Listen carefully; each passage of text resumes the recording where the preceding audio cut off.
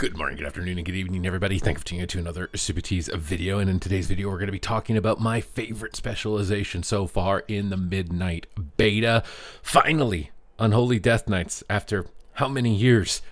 You are getting some really cool stuff. You are getting a lot of attention and a lot of fun gameplay with a lot of flavor. And pretty much every week, it seems like they're typing up an essay of patch changes. So I wanted to go over my experience with the Unholy Death Knight now with those changes that went recently live this week onto the Midnight Beta and why exactly this specialization is so cool, right? Like what is making it so fantastic?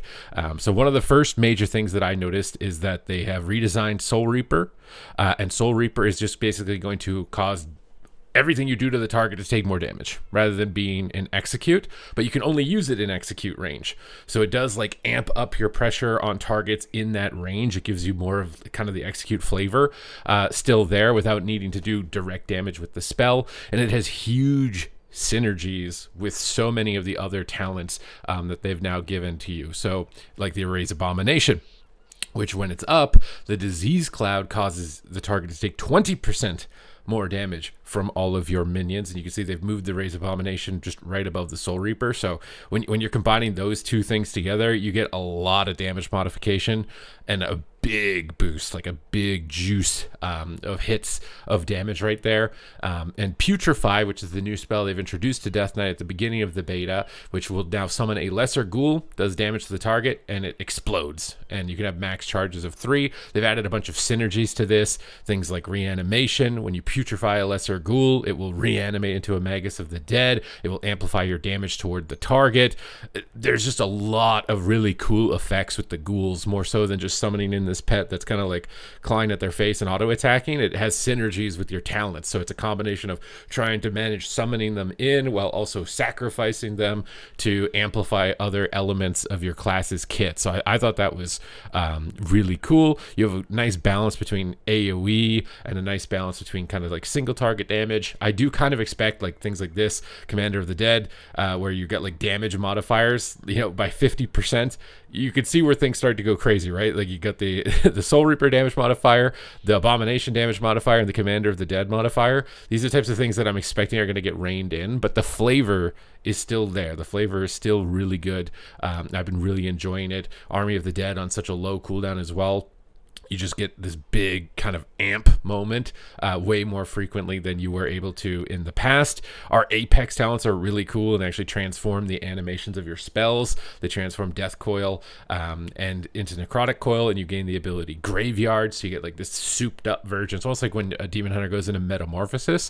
So you have new animations, new synergies with the ghouls. It feels a lot more alive, a lot fresher, a lot newer. So when we go into the training dummy, you'll see here. So we can get dots up with our Outbreak, which will apply a new dot as well called the Dread Plague, which is shadow damage. So we have 2 shadow damage dots basically that we can apply to the target.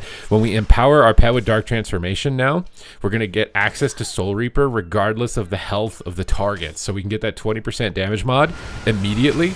We can Army of the Dead to get our big ghoul out. We've got our giant horde of ghouls and goblins coming out onto the target. We've got a bunch of ghouls that we can now putrefy towards the target, which will call them in and explode them, doing monstrous damage, summoning these Magus of the Dead in the back line. And then you've still got the kind of classic rotation of Festering Scythe and Scourge Strike to build up stacks and spend stacks. You also have Scourge Strike transforming into Festering Strike transforming into Festering Scythe. So you have a bunch of these new synergies that give you access to more AoE that you didn't have previously, with no like sort of like complexity increase. It's just cool moments where the action bar lights up, you get new flashy animation spell, new synergy to look forward to while you're basically going to town on your target, and that Dark Transformation window just feels so good now when you get that Juicer Soul Reaper onto the target. You can start amping up and putrefying and really start kind of like tearing in.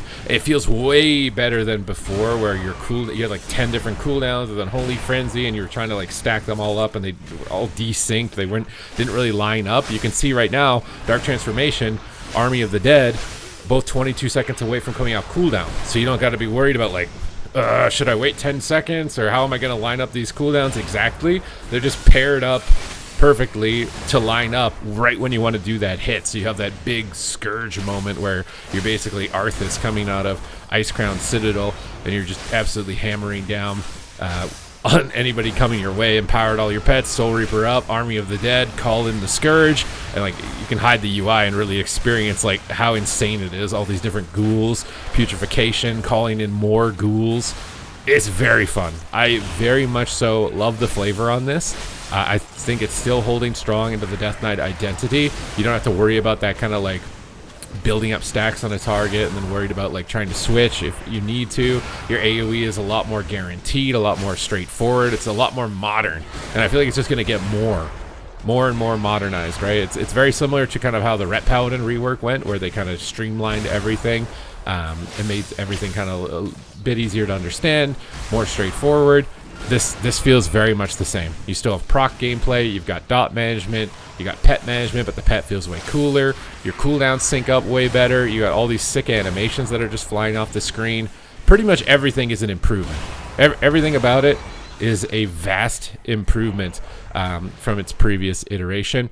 You also have a lot of durability and defense. I'm interested to see if they will do any kind of nerfs along the way. If I can find the talents exactly here on the tree. Basically, there's talents where your pet now will share health with you. It'll basically send health to you. It can cause your pet to die, but it's a pretty significant amount of extra healing. I don't know why it's not showing up here, but Dark Pact is also getting buffed here, or Death Pact, sorry. So now you can get 50% more healing while it's active, and you have a whole bunch of other talents that when your shields are active, you get more healing received. And when you fall below health, you get blood draw that can draw more health from targets. You get damage taken at low health reduced. You get an insane amount of mitigation and passive self-healing. And we've seen how this is very important, regardless of whatever content it is that you're doing competitively. If you have all these passive cheat death, damage mitigation, and self-healing mechanics, you tend to be pretty desirable. Anti-magic zone is just a raid-wide cooldown, so you're basically going to be getting a raid spot guaranteed just from this ability alone, regardless of damage tuning. So if you're interested in doing raids, dungeons, or PvP, you've pretty much got the whole shebang in that regard. You've got the entire kit, everything available to you to be able to get in. We even have new PvP talents, and I don't know, they didn't post these on the patch update, but this one's called Stitchmaster. So when a lesser ghoul dies, you gather the remains and heal for 5% of its maximum health. And also, if you death strike, it will sacrifice all of the lesser ghouls. And if you sacrifice all of them, you'll get 5% health per ghoul. So if you're in a lot of trouble, you get a substantial amount of healing, like a substantial. So death strike is no longer like, nah, death strike. It's not doing any healing. Death strike is way better with this talent. This is like the strongest talent that I've seen introduced to a class so far, and now it's got me like I gotta jump on every single spec and see what else is going on, because I don't know why they're not including this stuff on the notes. We did see a couple of changes in the PvP section, but as far as like new talents, we didn't see it, and some other ones did get some new talents. So that's a really good one. Basically, all across the board, massive improvement. The only red flag is like historically, you guys know how it goes as DKs, right? You guys know how it goes, and you usually end up getting just completely catastrophically destroyed with nerfs once everything is said and done and once everything moves through. But I really like the layout of the tree.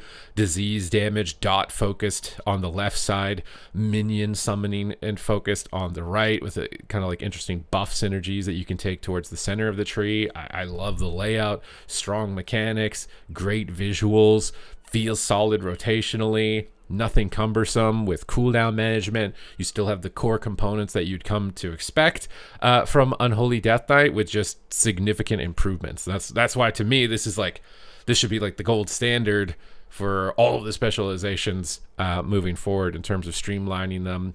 A little bit of keybind reduction while still maintaining its essence, and some good new goodies for you to kind of play around with and toy around with. And I know a lot of people have asked me like, what are the most fun specs, what are the best specs. And so I wanted to make this video to just show some appreciation for the Unholy Death Knight and everything that it looks like it's going to be offering. Obviously, I'm still going to be updating you guys with the patch notes here on the channel, so if you don't want to miss out on anything that's going on related to your class, news, and such, then make sure to smash that subscribe button.